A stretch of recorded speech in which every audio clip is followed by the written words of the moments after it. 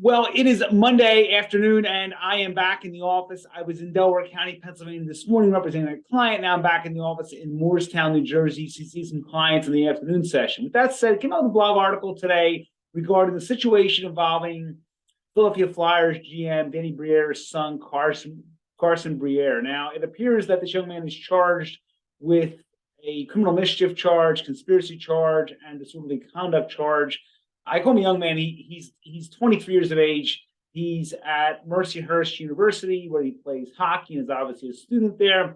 And this incident is allegedly involving him pushing this empty wheelchair down the flight of stairs and probably causing substantial damage to it, probably to the stairwell as well, possibly. So he was charged with these two relatively minor offenses. The disorderly conduct charge is a summary offense, and the mischief charge is a misdemeanor of the second degree based on the alleged value of the wheelchair. Now, it's according to my information, it doesn't appear like he has any prior criminal history. Seems like a very good person. Otherwise, in this incident, I'm not saying that this incident is acceptable, but I don't believe he's facing any type of serious prosecution here. Quite frankly, I think he was charged only because his father is a quote unquote somebody in the Philadelphia area, and they saw the last name and they saw an opportunity to maybe embarrass him or the family, who knows. But I'm not saying it's acceptable, but there's a lot of situations where this probably would have resulted in probably a ticket of some sort by a police officer, but they've charged him with criminal mischief. I'm sure that he's going to make restitution with regards to the wheelchair, and I'm likely thinking that the case is going to be resolved through a diversion program.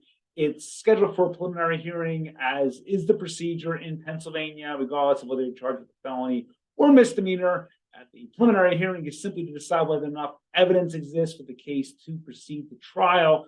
Likely, I'm thinking that the case will stay at this level and they'll work out some diversion program at the preliminary hearing level, or they may send it up to the county court just to cause him a little more pain with the situation and force him to go through whether it be the ARD program that they have up there, or perhaps the diversion program, whatever they're calling it in Erie County. But I don't expect him to obviously receive any jail time.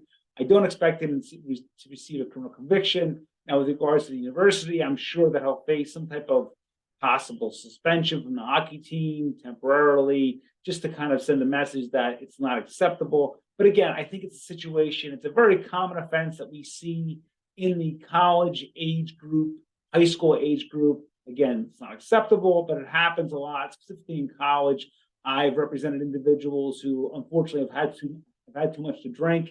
And in this situation, I think he was at a bar, but it does happen in college and in high school. Sometimes kids do things that aren't acceptable. They destroy property, break a window, break a door, damage a lock, damage a door. It happens quite frequently in these cases. If the student has no prior criminal history, and even if he or she does have something other in his criminal background, we're able to resolve this through a diversion program of some sort. So I think that's what's going to happen with Mr. Briere's situation. Now, New Jersey and Pennsylvania, as I indicate in the blog article, have very similar charges with regards to criminal mischief. The disorderly conduct persons offense, again, it's a summary offense in Pennsylvania. It's a disorderly persons offense in New Jersey.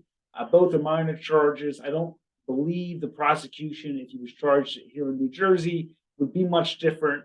He would probably qualify for some conditional dismissal or perhaps PTI if it got that far along in the Superior Court. It is an indictable crime in New Jersey if the value is over a certain amount. It is a potential felony crime in Pennsylvania if there's over $5,000 in damage, and that I don't believe that's alleged here. Again, it's a misdemeanor charge only because of the alleged value of the wheelchair. If the case did proceed to trial, what defenses would he have? Now, if it went to trial, it looks pretty obvious that he did what he did. But with regards to the value, I would still, prior to proceeding the trial or possibly negotiating a non-trial disposition, I would want more information regarding the value of the wheelchair, and we would proceed from there. But again, if you have questions regarding this charge or any criminal charge, 215-755-9000 in Pennsylvania.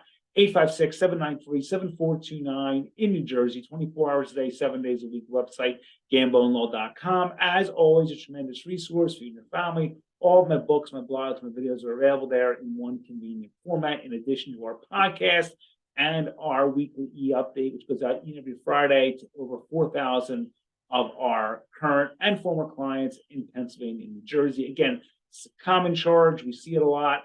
Not acceptable, but I believe that this case will work out for Mr. Briere, and hopefully he's learned his lesson that when your family is someone in the Philadelphia area or the Pennsylvania region, all eyes are on you. And if you do something that would usually result in some minor ticket, they're going to make an example of you just to show people that you don't get any special treatment, regardless of who your family is. So once again, if you have questions, 215-755-9000 in Pennsylvania, 856-793-7429 in New Jersey, 24 hours a day, 7 days a week. Have a great Monday, and I'll talk to you all very soon.